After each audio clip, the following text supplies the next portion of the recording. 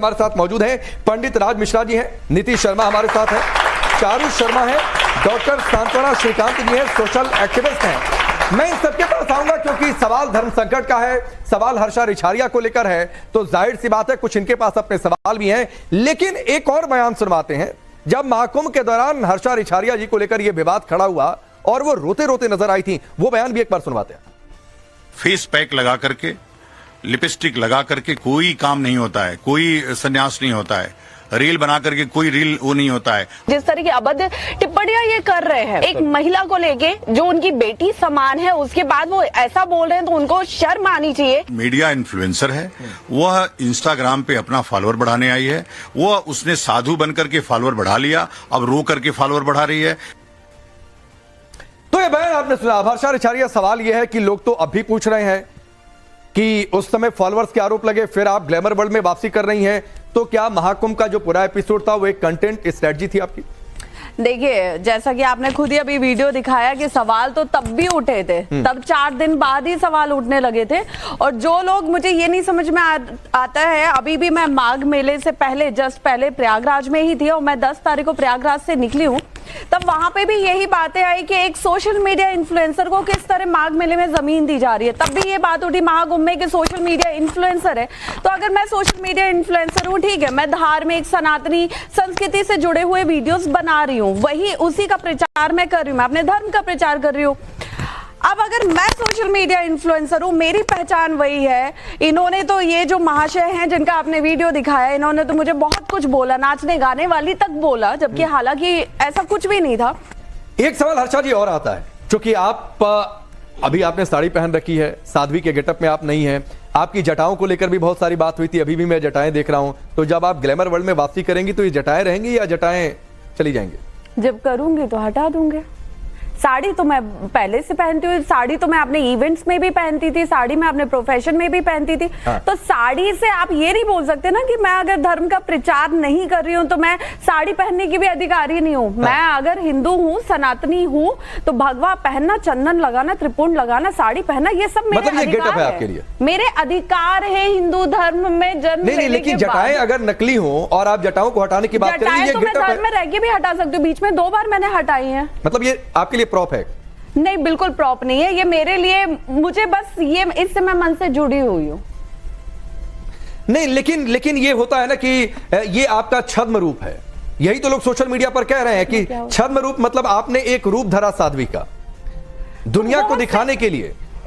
देखिए, अभी मैंने धर्म का रास्ता नहीं छोड़ा हुआ है। मैं धर्म के रास्ते पे हूँ। तब भी मैं भगवा पहन के तो नहीं आई हूँ ना, मैं हमेशा भगवा में तो नहीं रहती हूँ ना। मैं जब किसी तीर्थ जगह पे जाती हूँ, और बहुत से ऐसे लोग हैं जो तीर्थ जगह पे जाते हैं तो भगवा शॉल या भगवा कपड़े पहन लेते हैं, मैं नहीं, बहुत सारे लोग हैं, बहुत सारे ऐसे साधु संत भी हैं जो भगवा पहनते हैं तीर्थ स्थानों पे। लेकिन हर्षा जी, मैंने किसी साधु संत को नहीं देखा जिसने नकली जटा धारण की हो, जो सिर्फ भगवा इसलिए। नहीं, ठीक है, लेकिन फिर क्या राज मिश्रा जी, सवाल ये उठता है कि वैसे किसी शख्स को जो नकली जटा धारण करे, जो जटाओं को, भगवा वस्त्र को प्रॉप के तौर पर इस्तेमाल करे, क्या हम उसे साधु संत की कैटेगरी में डालेंगे? देखिए, सबसे पहले मैं एक बात कहना चाहता हूं, आप मेरे लिए बच्चे के समान हैं और मैं सम्मान करता हूं कि आप भारतीय परिधान को पहन रही हैं।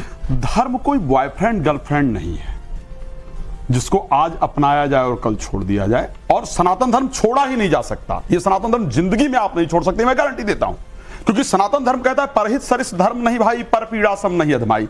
दूसरे को प्रसन्नता देना सनातन धर्म है। क्या आप दूसरे को प्रसन्नता देना छोड़ देंगी?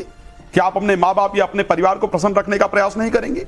मुझे लगता है कि कहीं ना कहीं एक गलती हुई है। मैं मानता हूं आपने शायद धर्म को पूरी तरीके से पहले समझा नहीं। धर्म के प्रचार के लिए ना, धर्म को समझना इंपॉर्टेंट है। आप, मुझे पता है कि आप बहुत सारे गुरुओं से आपको ज्ञान दिया होगा, दीक्षा दी होगी, क्या उन्होंने बताया कि सनातन धर्म है क्या? क्या आपको पता चला अभी तक कि सनातन धर्म, व्हाट इज सनातन धर्म? देखिए, धर्म का मतलब क्या है? सनातन धर्म की अपनी एक परिभाषा है। क्या है सनातन धर्म? मतलब अगर वो, देखो, आप तभी सनातन धर्म ये कह सकती हैं कि मैं छोड़ रही हूं अगर सनातन धर्म को नहीं जानती हैं। नहीं, मैं आपकी बात समझ गया। आपने कहा कि मैं धर्म का प्रचार छोड़ रही हूं, मैं किसी चीज का प्रचार नहीं बोली है। उस धर्म में मेरा जन्म हुआ है, मैंने धर्म को अपनाया नहीं है, ठीक है? तो मैंने कहीं भी ये कभी नहीं बोला कि मैं धर्म छोड़ रही हूँ। ये तो लोगों में एक वहम पैदा हो रहा है। मैं फिर आपसे कह रहा हूँ, अगर मैं कुछ, मेरी मतलब आवाज ऐसी है, ये मत सोचिएगा कि मैं कुछ गर्म होकर की बात कर रहा हूं, बट आपके मैंने वीडियो में सुना कि ये रखिए आप अपना धर्म, मतलब आप सोचती हैं इससे जो युवा है ना, इस पर इतना इंपैक्ट पड़ेगा कि इसका मतलब सनातन धर्म के अंतर्गत साधु संत लड़कियों के साथ या युवाओं के साथ बुरा कर रहे हैं, उनको प्रताड़ित कर रहे हैं कि हर्षा रिछारिया सनातन धर्म के अंदर आई और आज वो छोड़ रही हैं। इससे आपको नहीं पता है कि हमारे सनातन धर्म के युवाओं पर कितना बुरा इंपैक्ट। ठीक है, और इसी से हर्षा रिछारिया जी, चूंकि आप एक साथ जवाब दीजिएगा, अगला सवाल स्क्रीन पर डाल दीजिए। और अगला सवाल यह है, जो पंडित राज मिश्रा जी ये बात कह रहे हैं कि हर्षा रिछारिया ने सनातन की राह क्यों चुनी थी, क्या प्रभावित होकर या फिर फेम पाने के लिए, जिसका जिक्र कर रहे हैं, क्योंकि आप जटाओं को, आप भगवा वस्त्र को सिर्फ प्रॉप के तौर पर इस्तेमाल कर रही हैं, जो ग्लैमर इंडस्ट्री, फिल्म इंडस्ट्री में होता है। देखिए, हर्षा रिछारिया तो एक बहुत छोटी सी, मुझे लगता है, धर्म की बेटी है, बहुत छोटी सी। और मैं तो महाकुंभ से ये बोलती आ रही हूँ कि मैं तो हूँ अज्ञानी। आप अगर मुझे अज्ञानी बोलेंगे तो बोलिए, मैं तो एक्सेप्ट करती हूँ कि मैं अज्ञानी हूँ। Pandey ji, I am sorry, 30 second please. मैं उसी पर आ रहा था कि तो क्या ये माना जाए कि आपको धर्म की नॉलेज नहीं दी गई या आप नहीं ले पाए, और जब आप धर्म के अंदर आए तो उस धर्म के जो नॉलेज का प्रेशर थे उसको ना बर्दाश्त कर पाने के कारण आपने छोड़ दिया और ब्लेम आपने दूसरे पर लगाया। ठीक है, सुनते हैं, जवाब सुनते हैं। आप मुझे एक बात बताइए, मुझे धर्म ये बताइए कि आप सनातन धर्म के बारे में क्या सीखा आपने, कैसे, मतलब सनातन धर्म के प्रचारक का। ठीक है पंडित जी, सुनते हैं, आपकी तरफ बुलंद आवाज रखती नहीं, मैं उसके लिए माफी चाहूंगी। मेरी आवाज ऐसी है, अगर बुरा लगे तो जवाब सुनते हैं। सवाल हो गया, जवाब सुनते हैं। देखिए, जब एक बच्चा स्कूल में जाता है तब क्या टीचर उसे भगा देता है कि तुम्हें ABCD नहीं आती है तो स्कूल में रहने का तुमको हक नहीं है, अधिकार नहीं है? बेटा आप एक बात ध्यान रखना, एक बार सुनते हैं, पर बैठना, मतलब आपको नर्सरी के बजाय सीधे कॉलेज में एडमिशन दिया गया, इसको ध्यान रखिएगा। ठीक है, सुनते हैं, एक बार जवाब, यहाँ पे जितने भी लोग मौजूद हैं, सबसे पहले मैं सबसे एक चीज के लिए माफी चाहूंगी, मैं किसी की बात काटना नहीं जानती हूँ, मेरी बात काटी जाती है, मैं चुप हो जाती हूँ क्योंकि मैं नहीं कर सकती। ठीक है, तो जब एक बच्चा जाता है स्कूल के अंदर तो टीचर उसे भगा नहीं देता है कि तुमको कुछ नहीं आता, तुम यहाँ से निकल जाओ, क्योंकि सिखाने के लिए ही उसको स्कूल में भेजा जाता है। रही बात की मैं सनातन धर्म में क्यों आई हूं, मैंने क्यों प्रचार का सोचा, तो 2019 से मैं धीरे धीरे अध्यात्म की तरफ मेरा रुख हुआ। मेडिटेशन की वजह से मैं कुछ जगहों पे गई जहां से मेरा माइंड धीरे धीरे डाइवर्ट होने लगा था। फिर मेरी कुछ ऐसी तबीयत भी बिगड़ी पिछले 5-6 सालों में, जो धीरे धीरे मेडिटेशन से और नेचुरल चीजों से वो ठीक हुआ है। तो और ज्यादा जब आप उस सहारे से ठीक होते हो तो आपका उस पर विश्वास और ज्यादा बढ़ जाता है। उसके बाद अभी इन्होंने सवाल किया कि जब आपको नॉलेज ही नहीं है, सनातन धर्म में पता नहीं है, तो आपको शाही रथ पे नहीं बैठना था।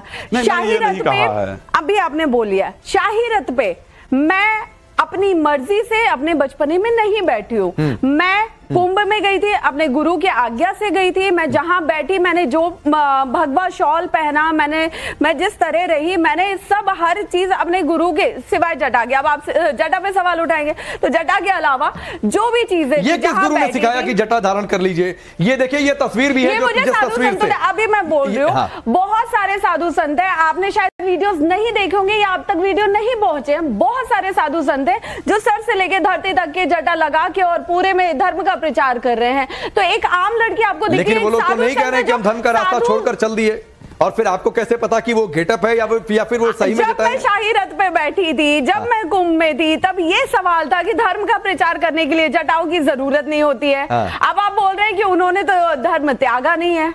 मतलब आप दोनों ही तरफ मुझे नहीं, मैं दोनों तरफ कहा हूं। सवाल ये उठता है हर्षा जी कि जब आप जटाओं को, भगवा वस्त्र को आप प्रॉप के तौर पर इस्तेमाल कर रही हैं, आप पेशे से आपने अभिनय किया है, आप एंकर रही हैं, तो फिर वो बेहतर प्रॉप का इस्तेमाल जानते हैं, इसीलिए तो बार बार उठ रही है कि ये प्लानिंग थी।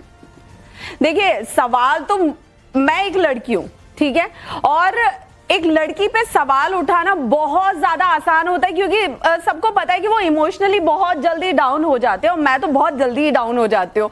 मैं सवालों से बड़ी बचती हूँ, क्योंकि मुझे पता है कि मैं उतना प्रेशर नहीं झेल पाऊंगी, मैं बिल्कुल नहीं झेल पाऊंगी। अब रही बात इन जटाओं की, इन जटाओं को, ठीक है, वो एक कोइंसिडेंस आप बोल सकते हो कि मेरा ये लगवाना महाकुंभ के टाइम पे हुआ, लेकिन मैं उसको 3 साल से, क्योंकि मैंने बहुत सारे जब साधु संतों को लगवाए हुए देखा, बहुत सारे युवाओं को देखा, तो मेरे अंदर हुआ कि पूरे साधु संत समाज पर सवाल आप खड़ा कर रही हैं